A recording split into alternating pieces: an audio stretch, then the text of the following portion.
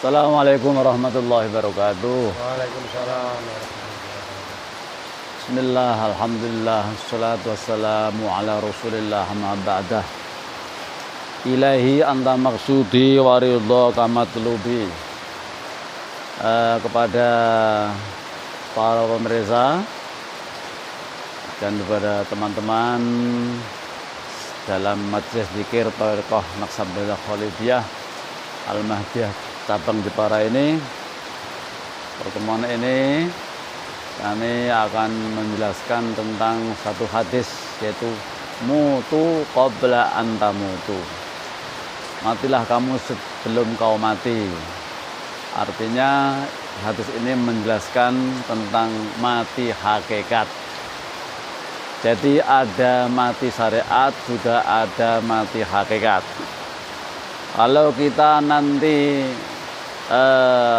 roh kita akan menyeberangi ke alam akhirat sana, maka apa kita ini tidak latihan sebelumnya kita menyeberang ke sana. Maka harus kita latihan mati, artinya mati hakikat. Satu contoh, kalau kita dalam perjalanan nanti ini kok menyeberangi laut, mengapa kita tidak latihan supaya bisa renang? Kalau tidak bisa renang pasti akan karam, akan tenggelam. Jadi dalam urian-urian tentang tasawuf ilmiah eksakta ini ada yang namanya mati syariat, ada umumnya kematian.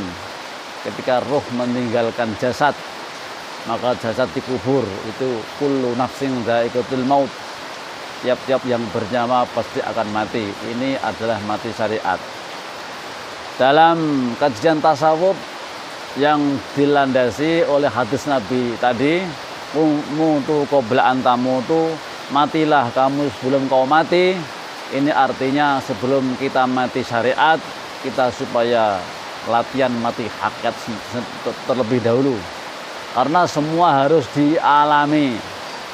Tidak hanya katanya dan katanya, tapi semua harus dialami sendiri dengan hakul yakin. Kalau akhirat sekarang itu sudah ada, maka secara hakul yakin buktikan sebelum kau mati akhirat ini. Maka dalam Tariqah Arwah Naqsabandiyah Khalidiyah Al-Mahdiyah, dalam proses pertama beatnya saja itu ditidurkan, rohaniyah kita akan diaktifkan. Kita rohaniyah kita sudah nembus di alam barzah. Ini adalah harus dibuktikan secara hakul yakin, karena akhirat sekarang itu sudah ada, maka buktikan secara hakul yakin. Maka dari itu ini tidak akan bisa dijangkau terkecuali dengan bimbingan guru mursyid, ya. Yang namanya guru mursyid yaitu guru rohani. Maka untuk itu dengan bimbingan guru rohani, maka nanti rohaniyah akan bisa menembus alam akhirat yang berlapis-lapis. Maka dari itu kita harus benar-benar bersungguh-sungguh di dalam menempuh jalan ini, karena Shiratal Mustaqim pun sekarang, akhirat sekarang, barzah sekarang, hisab pun sekarang, surga neraka pun sekarang. Ini kita bisa membuktikan dengan apa? Dengan setelah kita maksud baiat, maka rohaniyahnya semua akan mengalami dalam proses kerohanian untuk mengenal Tuhan yang Maha Kuasa.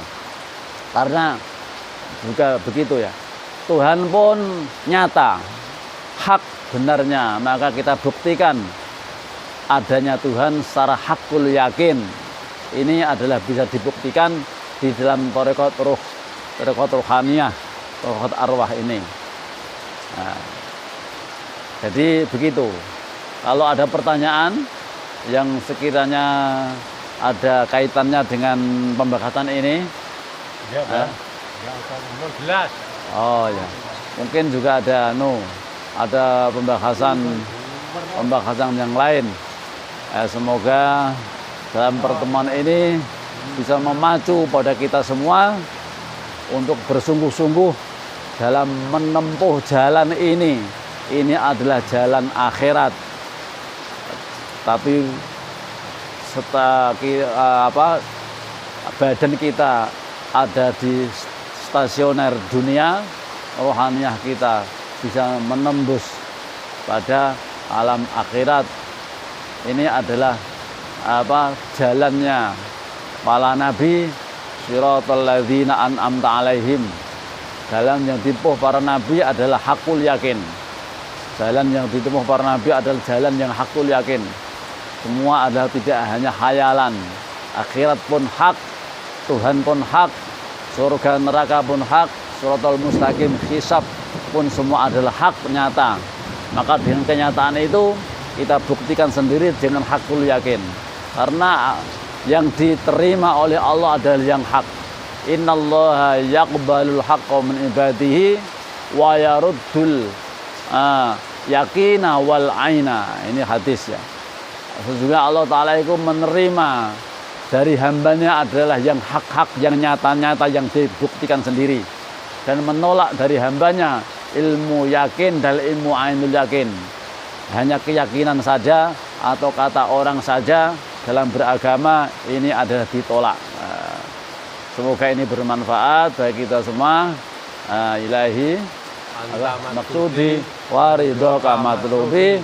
Wassalamualaikum warahmatullahi wabarakatuh.